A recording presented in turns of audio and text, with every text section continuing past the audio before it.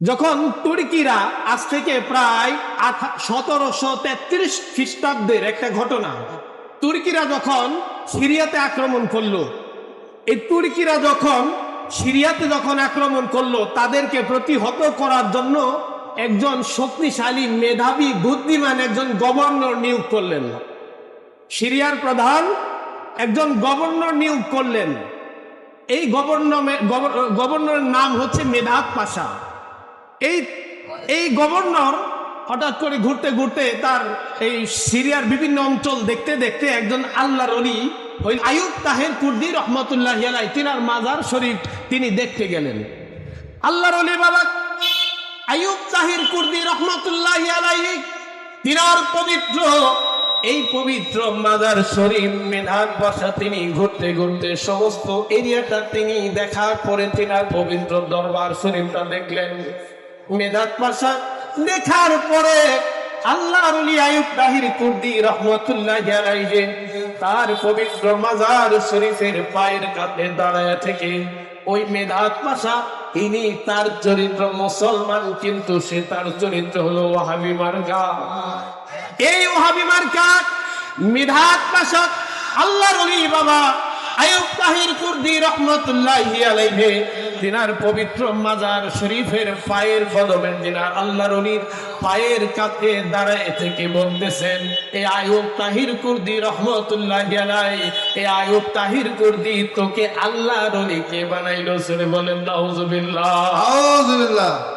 বলতেছেন এই আইয়ুব তাহির কুর্দিকে কে, তাকে ওলি হিসাবে কে মানে, তাকে ওলি কে বানাইলো?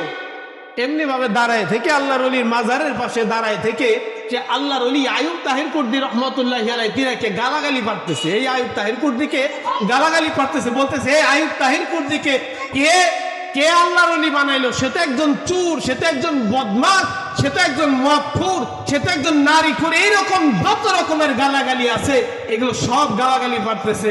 আল্লাহর ওলি আইয়ুব তাহির কুর্দি রহমতুল্লাহি আলাইহি তিনার আর সহ্য হয় নাই, তিনি তার পবিত্র মাজার শরীফ থেকে একটা লাথি মারছে এই মেধাত পাশার কলিজার মধ্যে। জোরে বলেন সুবহানাল্লাহ। তার কলিজার ভিতরে একটা সরাসরি একটা লাথি মারছে।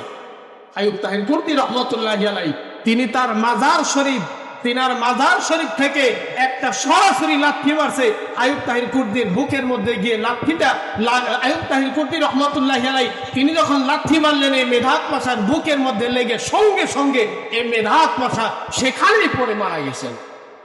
সেখানে পড়ে মারা যাওয়ার পরে এলাকার মানুষ যে আল্লাহর ওলি আইয়ুব তাহির কুর্দি রহমতুল্লাহি আলাইহি তিনি যে তার পবিত্র পা মুবারকটা যে বের করে দিলেন, এই পা মুবারকটা যে বের করে দিলেন, তারা এলাকার যারা মানুষ ছিল বা মাজারের খাদেম যারা ছিল, তারা তো পুরা এলাকায় পুরা রাষ্ট্রে একটা হইচই ছুটে গেছেন। আইয়ুব তাহির কুর্দি রহমতুল্লাহি আলাইহি তিনি কত বড় একজন মহান আল্লাহর ওলি, উনি একটা তিনার পবিত্র মাজার শরীফ থেকে লাথি মারলেন, এই মেধাত পাশা জমিনে পড়ে গেলেন, মারা গেলেন। তখন মাজার শরীফের যারা খাদেম আছেন তারা কি করলেন, পবিত্র পা মুবারকটা, আল্লাহর ওলির পবিত্র পা মুবারকটা মাজার শরীফের ভিতরে ঢুকিয়ে দেওয়ার জন্য চেষ্টা করলেন। মাজার শরীফের ভিতরে যখন তিনার পবিত্র পা মুবারকটা ঢুকিয়ে দেওয়ার চেষ্টা করলেন, কোনোভাবেই তিনি তেনার পা মুবারকটা ভিতরে ঢুকাইতে পারলেন। একবার জোরে বলেন সুবহানাল্লাহ। এই পা মুবারকটা তার এখনো এই সিরিয়াতে এখনো তিনার মাজার শরীফ আছে এবং তিনার পবিত্র পা মুবারকটা এখনো বের করা আছে। 40 দিন পরে পরে যে আল্লাহর ওলি আইয়ুব তাহির কুর্দি রহমতুল্লাহি আলাইহি তিনার পবিত্র পায়ের নখ মুবারক গুলো খাদেমরা 40 দিন পরে পরে বড় হয়, কেটে দেয়, আবার 40 দিন পরে পরে এই পবিত্র পা মুবারক সাবান টাবান দিয়ে ধুয়ে দেয়। সুবহানাল্লাহ।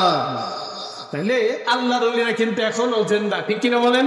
বাবা শাহজামাল ইয়েমেনি রহমতুল্লাহি আলাইহি তিনি কিন্তু তিনার পবিত্র মাজার শরীফে জিন্দা।